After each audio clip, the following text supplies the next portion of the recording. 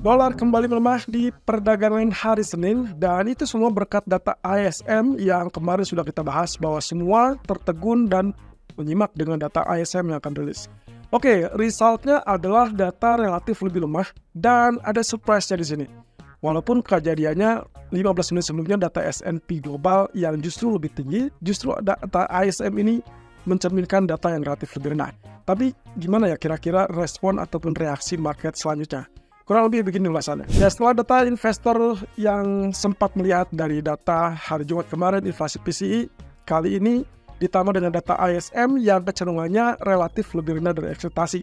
So, kita perlu data berikutnya, ya ini terkait dengan data tenaga kerjaan, dan itu berarti nanti malam kita akan fokus dengan data Jones Job Openings, kemudian ADP besok malam, klaim pengangguran dari Kamis, dan akhirnya non-farm payroll, pemuncak dari semua data ekonomi yang akan nantinya menjadi perhatian market untuk at least ekspektasi pada dot plot yang akan diumumkan FOMC minggu depan.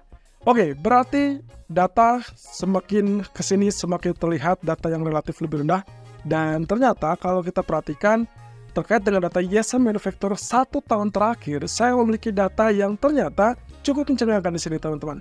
Area yang saya lingkari ini adalah data kurang lebih sepanjang 1 tahun terakhir yang ada angkanya di atas 50 atau angka indeks 50. Ya, kenapa saya tadi angka indeks 50? Perhatikan angka lainnya dari sejak bulan Juni 2023 sampai Juni 2024, at least sampai kemarin ya. Tadi malam kita melihat datanya berada di angka 48,7.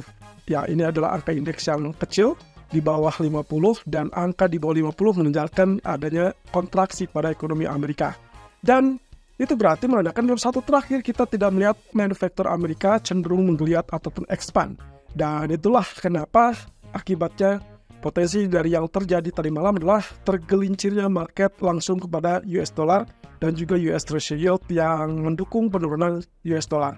Nah, ini juga membuka kemungkinan ekspektasi terkait dengan pemangkasan suku bunga Fed at least 1 kali saja mungkin di bulan November ya. Kalau lihat dari sini, kemungkinan ekspektasi market saat ini mulai memperhitungkan 100% atau hampir sepenuhnya untuk pemangkasan bulan November. Ya, tapi belum tahu ya kita apakah akan dapatkan 1 atau 2 kali pemangkasan. Ya, ini ada kemungkinan mereka sudah mengantisipasinya cuma 1 kali. Jadi perkiraan kami adalah ini harusnya menjadi satu hal yang cukup bagus, yaitu market sangat mengharapkan terkait dengan pemangkasan. Seperti yang disampaikan oleh UBS kemarin, bahwasanya posisi untuk saat ini market kelihatannya agak cenderung ragu untuk masalah pemangkasan suku bunga. Mereka mulai meremehkan, mungkin ada, mungkin tidak ada, kurang lebih seperti itu. Dan itu pula yang tercerminkan dari pendapat ataupun pernyataan para pejabat Fed minggu lalu.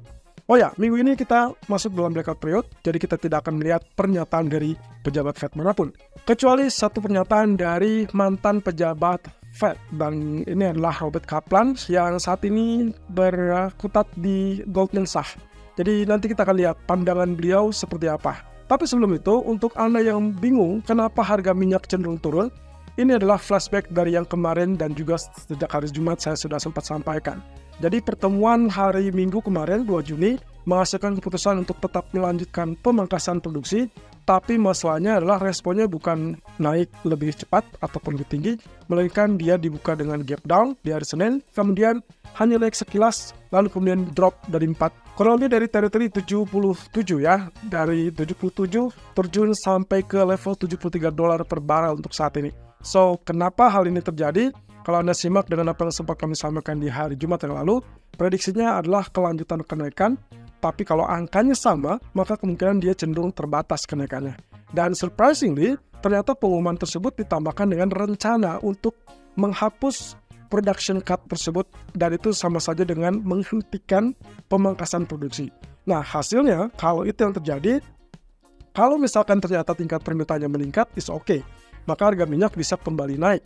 Tapi kalau misalkan tingkat permintaan ini masih cenderung lemah, maka yang diperkirakan oleh Goldman Sachs kemarin adalah terkait dengan oversupply. Oversupply itu nantinya akan berujung kepada pelemahan harga minyak, tapi ini akan menjadi kabar positif untuk ekonomi. Kenapa? Karena kondisi tersebut tentunya meredam kondisi kenaikan-kenaikan harga yang diakibatkan oleh gangguan pasokan atau bahkan kecenderungan dari masalah kenaikan harga energi. Nah, dengan teratasinya satu faktor tersebut, berarti kita bisa harapkan inflasi cooling down, dan inflasi cooling down berarti akan menggeser ataupun berkesempatan untuk membuka peluang pemangkasan suku bunga dari bank sentral. Dan dalam hal ini, berarti hijau kurang lebih untuk saham dan juga untuk emas. Jadi itulah sebabnya kenapa harga minyak turun, diakibatkan dengan pengumuman tambahan yaitu terkait dengan rencana penghapusan pemangkasan produksi mulai Oktober 2024 selama 1 tahun ke depan sampai September 2025. Nah, kaitannya dengan mantan pejabat Fed yaitu Kaplan, yang ternyata sampai saat ini dia juga cukup sering untuk memberikan rekomendasi-rekomendasi karena beliau bergabung dengan Goldman Sachs, menjabat sebagai wakil ketua Goldman Sachs yang ada saat ini. Jadi Kaplan mengatakan bahwa dia tidak melihat ada potensi untuk melakukan pemangkasan apapun atau tindakan apapun di pertemuan Juni ataupun Juli. Ini persis dengan apa yang kemarin kita sampaikan ya di waktu video hari Senin. Saya sempat mengatakan kemungkinan tidak akan ada cut rate, tidak akan ada action apapun, tapi semua akan terfokus dengan dot plot. Nah, di dalam dot plot itu nanti yang akan kita lihat apakah ada pencerminan ataupun proyeksi pemangkasan suku bunga dan berapa kali untuk tahun 2024. Nah, menurut Kaplan kelihatannya kalaupun misalkan Juni dan Juli tidak terjadi pemangkasan suku bunga, tapi ekspektasi dia adalah inflasinya atau proses disinflasinya tetap berlanjut, at least berjalan moderat sampai kurang lebih bulan September. Kemudian nanti saat pertemuan bulan September barulah terjadi pemangkasan, atau at least mungkin di bulan November. Dan di sini garis besarnya adalah menurut Kaplan, langkah berikutnya memang tidak diketahui kapan untuk masalah suku bunga tersebut. Tapi Fed akan tetap mengumumkannya, dan kemungkinan yang paling besar adalah kecenderungan untuk melakukan pemangkasan, bukan kenaikan. Jadi lagi-lagi, ini pernyataan yang bisa dibilang cukup netral karena berada di luar kubu Federal Reserve. Dan sebelumnya juga, baik untuk Powell, Williams, ataupun yang lainnya di dalam Fed mengatakan bahwa mereka tidak mempertimbangkan untuk melakukan kenaikan suku bunga. Tapi opsi tersebut tetap terbuka untuk memungkinkan flexibility dari kebijakan Fed. Nah, dalam hal ini, berarti kita minggu depan akan memperhatikan data inflasi, lalu kemudian minggu ini, ujung-ujungnya adalah kita terkait dengan data non-farm payroll. Oke, berarti teman-teman dengan demikian posisinya, ya bisa dibilang unchanged minggu depan, tapi kemudian akan fokus dengan dot plot.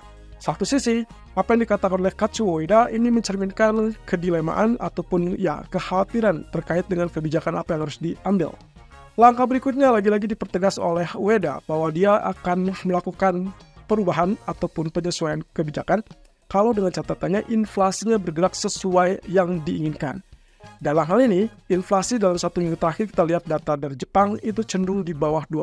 Sementara yang diharapkan oleh Jepang atau BOJ dalam hal ini adalah tingkat inflasi atau ya, kita sebut saja core inflation-nya berada di atas 2%. Baik itu Tokyo Core CPI ataupun BOJ Core CPI. Nah, sementara kalau misalkan masih tetap di bawah, ya mau tidak mau mereka tidak akan menyesuaikan untuk melakukan kenaikan suku bunga ataupun ya menghentikan program pembelian Japanese Government Bond. Satu sisi yang paling mencolok kalau misalkan ada perubahan yang sangat-sangat tinggi terkait dengan imbal hasil dari Japanese Government Bond, maka kemungkinan mereka baru akan bertindak untuk menyesuaikan kebijakan. Ya, kita tinggal tunggu saja. Pada intinya sih, saya masih merasa yakin mereka belum akan berani bertindak kecuali Fed memberikan indikasi bahwa mereka siap untuk melakukan pemangkasan suku bunga. Cukup berimbang, karena satu sisi cut rate dari Fed akan melemahkan US dollar, di sisi lain menaikkan suku bunga dari BOJ itu akan meredam pelemahan yen. Nah, ini adalah jadwal yang sudah kita tentukan dari kemarin bahwa kita melihat ada potensi di bulan Juni ini semua pertemuan bank sentral akan sangat kritikal, terutama untuk BOE, Bank of England yang masih dilema antara dia pangkas sekarang atau pangkas di bulan Agustus. Sementara kalau Fed sendiri hampir bisa dipastikan tidak ada perubahan suku bunga, jadi jangan berharap ada perubahan di bulan ini. Saya garis besar kembali lagi tegaskan dan ingatkan, tidak ada pemangkasan, tidak ada kenaikan bulan ini. Karena semua akan terfokus dengan dot plot. Jadi fokusnya adalah kepada pernyataan Fed ataupun dot plot apakah ada proyeksi pemangkasan di tahun 2024 atau tidak. Sementara untuk BOJ, ya jelas-jelas mereka kemungkinan tidak akan menaikkan kecuali ada faktor yang mengembirakan dari data Amerika atau data inflasi internal Jepang. Sampai saat ini sayangnya kita tidak melihat itu. Jadi hati-hati, USD Japanese Yen walaupun sedang turun mengikuti pergerakan US dollar ataupun US Treasury, tapi semua intinya adalah berujung kepada data ekonomi Amerika terlebih dulu. Semakin lemah data Amerika, semakin bagus untuk nasib USD Japanese Yen. Semakin tinggi, berarti USD Japanese Yen akan mengalami kenaikan. Dan itu berarti Yen lanjut melemah. Oke, data ekonomi untuk malam nanti. Jobs Job Openings, tolong perhatikan data ini adalah terkait dengan laporan lapangan pekerjaan. Jadi jumlah lapangan pekerjaan yang belum terisi semakin banyak, berarti bisa dibilang perekrutan sebetulnya semakin mudah di sana, dan itu berarti menandakan pula lapangan pekerjaan atau tenaga kerja Amerika yang masih tetap solid. Yang kita butuhkan apa? Yang kita butuhkan adalah data serendah mungkin, selama mungkin, supaya Fed semakin ringan untuk mempertimbangkan pemangkasan di bulan berikutnya.